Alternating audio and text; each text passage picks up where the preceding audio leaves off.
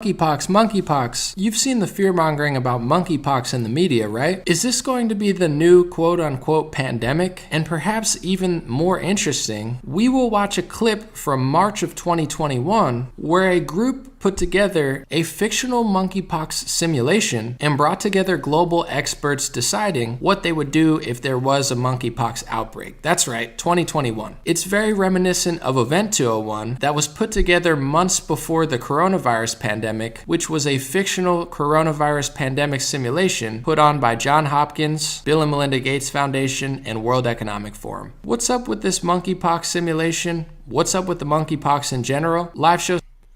What's going on, everybody? We don't do conspiracy theories here, just straight facts. And as monkeypox has been all over the media, monkeypox, somebody found a group that did a pandemic simulation in March of 2021. What would happen if a monkeypox pandemic just so happened to spontaneously or not so spontaneously break out? So without further ado, let's watch this simulation and let's all say a prayer. Thank you to the experts for being ahead of the schedule as always. And we don't do conspiracy theories, we just look at the facts. So no theory here, just thank you for being so prepared. Here's that from 2021 of the experts putting together a monkeypox pandemic simulation.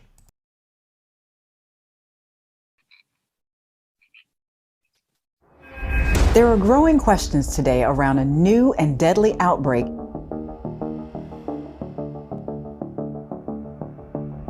Scientists determined that this monkeypox virus was engineered.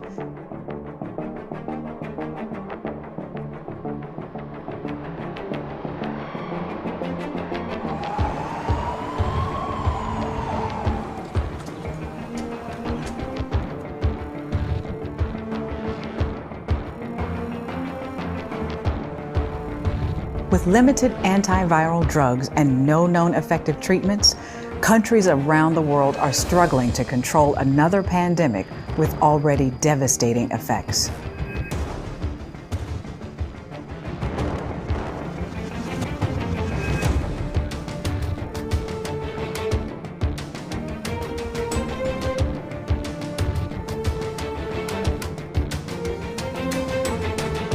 Seeing far fewer cases in countries where governments took early and decisive action. And some international experts are urging the WHO to adopt a phased approach to warnings.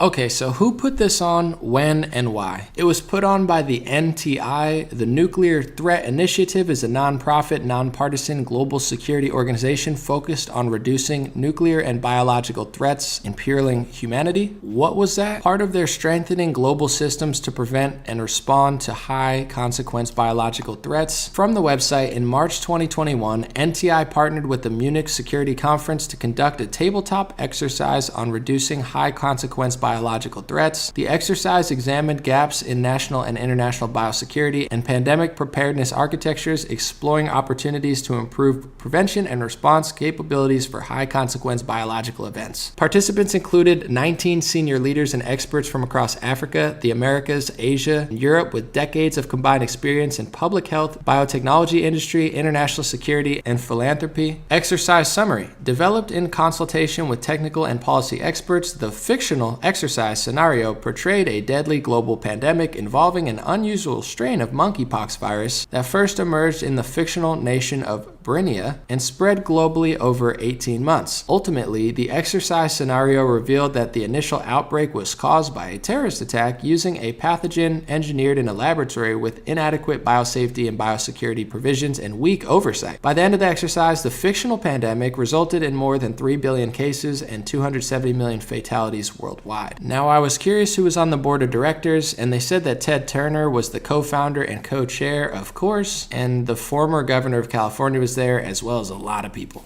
All right, so I did my research on what group that was that put that together. That was the explanation of what it was. So they do these things called pandemic exercises or pandemic simulations. They've been doing them for years, and their excuse is, we want to be prepared in case a pandemic comes, so we like to run a dry run semi-simulation sort of thing of what we would do. Why it's so interesting, the media, social media, I'm at risk for this video, I don't care. But they try to take it down and cover it up and be like, oh, that's a conspiracy theory, that this wasn't planned, it was just a simulation. And I can't speak for others because everybody says everything, but I'm not saying that they planned it there, but what we are saying, at least that I can show, is that they are simulating a coronavirus pandemic in the Event 201. So that happened before March of 2020 when the pandemic happened. In, I think it was October, November, Bill and Melinda Gates Foundation, Johns Hopkins University, and I think it was the World Economic Forum put together a coronavirus simulation. This is 6 months before, they did the lockdowns, and they brought together, this is the crazy part that really needs to be spoken about. They bring together all of these real experts. A lot of times they bring real government figures, real pharmaceutical companies, real, high-level people, real top agents at agencies, and they do the simulation. Said, this is the Event 201 that they did in 2019 before our actual coronavirus simulation. They're like, say a coronavirus comes around, how would we respond? And if you watch Event 201, you could see they had plans of lockdowns, they had plans of stopping travel, they had plans of basically what if misinformation comes out in the media, how are we going to really, censor people? And all of these plans that they had in 2019 for a coronavirus pandemic,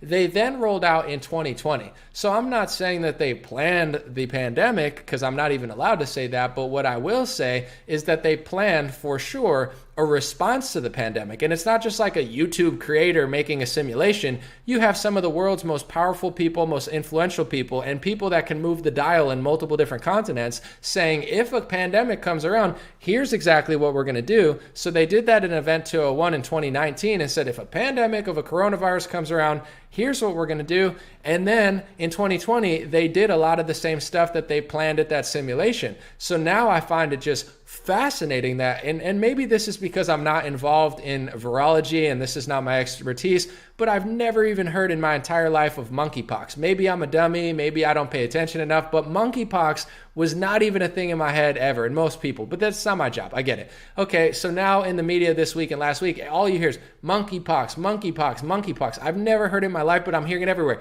The World Health Organization, the CDC, seeing everybody's talking monkeypox, it's coming, it's here, it's this thing. And that's when I found on Twitter, someone did their investigation and found that they did the same thing they did for coronavirus, the dry run simulation of what all the experts would do if there just so happened to be a coronavirus simulation. They did something similar with monkeypox in 2021, March of 2021.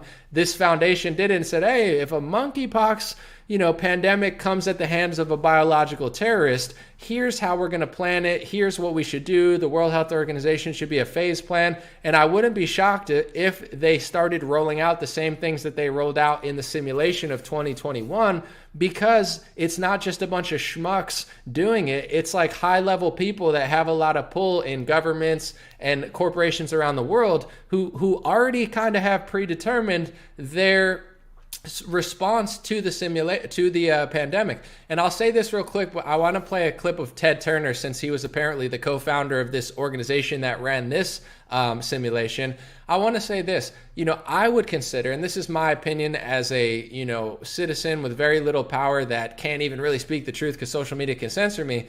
I think it was a massive not over-exaggeration, but over-response to coronavirus. They freaked out, they locked down. You look at the data of lockdowns and heavy lockdown places, not lockdown places like Sweden that really didn't lock down barely at all, Africa, and the stats of lockdowns never was this amazing strategy that they claimed it was. So I would consider it an overreaction to take away beaches, take away parks. They said the vaccine's going to come and it's going to block transmission. It didn't. So all these things that they really had in mind didn't work exactly like they wanted them to. And I would say it was an overreaction. But this is the fascinating part about a simulation like they're doing for monkeypox and coronavirus. Can you really call it an overreaction when they don't just spontaneously do this stuff? It's not like they wake up and say, coronavirus, I guess we'll just wing it. A lot of people think they do that, but really, the world's most powerful people come to these simulations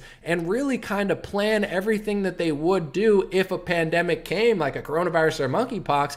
They already kind of pre-plan everything they're going to do. And if you don't believe me or think this is a conspiracy theory, just watch Event 201. Event 201 is a coronavirus simulation that they did in 2019 with some of the world's most powerful people. I mean, when it comes to Bill and Melinda Gates Foundation, Johns Hopkins was one of the main counters of COVID cases. They're known as like the top experts. Bill and Melinda Gates Foundations needs no introduction. World Economic Forum, where all the world's most powerful business owners and politicians come and meet. These are not little names. These are the big powerhouses that can really move entire industries, move entire countries in some cases. They came together, they planned their response of a coronavirus pandemic, and then 6 months later, they really roll out the plan that they had. So, I mean, it's worth talking about. I don't know if Facebook and YouTube's going to censor this. I don't really give a crap, but it's like, I'm not creating a theory, although you should in a free country be able to create theories, but that's the country we live in. They do a bunch of stuff. They control your life. They shut down your gym. They shut down your beach.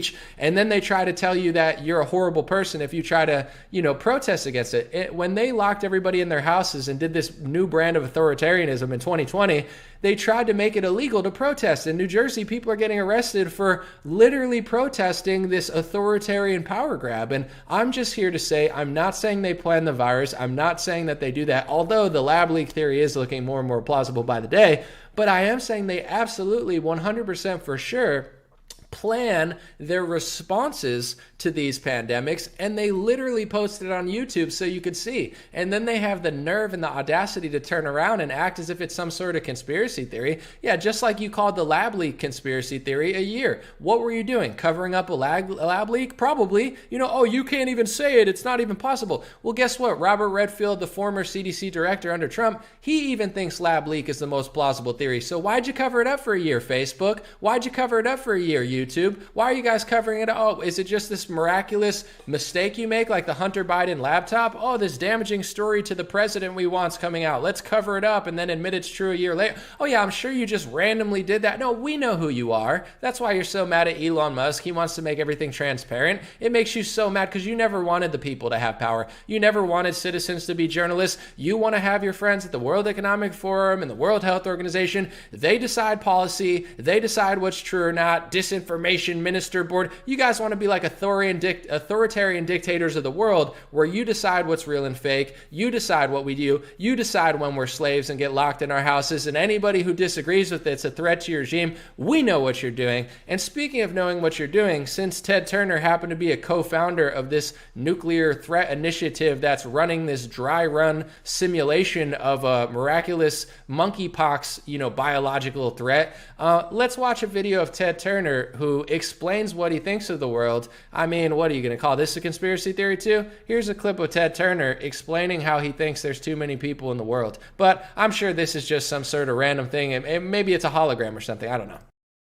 Not doing it will be catastrophic. We'll have 8 degrees. We'll be 8 degrees hotter in 10, not 10, but in 30 or 40 years. And basically none of the crops will grow. Most of the people will have died, and the rest of us will be cannibals. Civilization will have broken down. What the few people who are left will be living in a failed state like Somalia or Sudan. And living conditions will be intolerable. The droughts will be so bad there'll be no more corn growing. Not doing it is suicide. Just like dropping bombs on each other, nuclear weapons is suicide. So we've got to stop doing the two suicidal things, which are hanging on to our nuclear weapons. And then after that, we've got to stabilize the population. When I was born, so what's wrong with the population? I mean, with too many people. That's why we have global warming. We have global warming because too many people are using too much stuff. If there were less people, they'd be using less stuff. Too many people. I love Ted Turner and I love Bill Gates. I appreciate them. I'm so grateful for their philanthropy because they do two things at one time. They're trying to save millions of lives and billions of lives, and they're just trying to save you. They're trying to save Africa, save America. We love everybody. We're giving everybody vaccines and abortions, whatever, because we love, but then at the same time, we're curbing population growth. So they don't want to hurt you. It's just they think there's too many people on the planet and they want less people over time. So it's amazing how they're simultaneously saving tens of millions of lives and saving billions of lives, but then at the same time turning around and saying there's way too many people on the planet. I mean, they're just the best, are they not? I love them. I'm going to go leave this video short, shareable. Appreciate you guys. In order to speak the truth, in order to do real reporting that you won't see on most mainstream media, there's 2 ways you can support me if you'd like. 3 ways, really. The first one is have a good weekend, do some push-ups and jumping jacks for me, get 2 jacked for the gulag, and what I'm saying, stay happy, stay healthy. That's the real way to win. They don't want you to win. They don't want you to be happy and healthy. So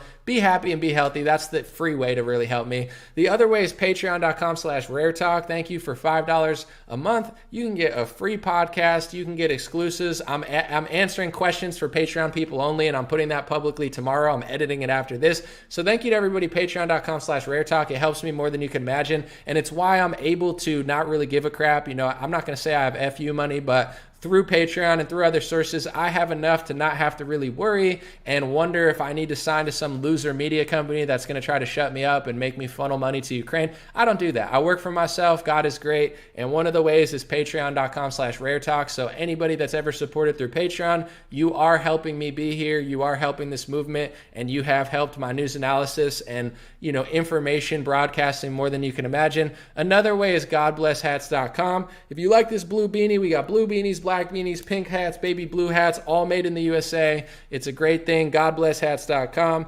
Thank you for watching this video. Thank you for sharing this video. It's fascinating stuff. I would say I'm as honest as you can be about it without making any sort of exaggerations or claims that I can't prove. Hopefully they don't mess with this video because I was very honest and fair. They do pandemic simulations all the time, and it is absolutely fascinating that now that monkeypox is in the news, we find out that they did, very powerful people, very wealthy people, and very connected people, did a monkeypox simulation of a pandemic last year to really roll out their blueprint of how they will respond to it. I pray that the world doesn't lock down again. I pray that people do not, turn into prisoners overnight because there's a new thing. And I pray that there is a peaceful and non-authoritarian response to any virus and disease, because I think that's what's best. Have a beautiful day. Appreciate y'all so much. And I'll be back as always with more news reporting.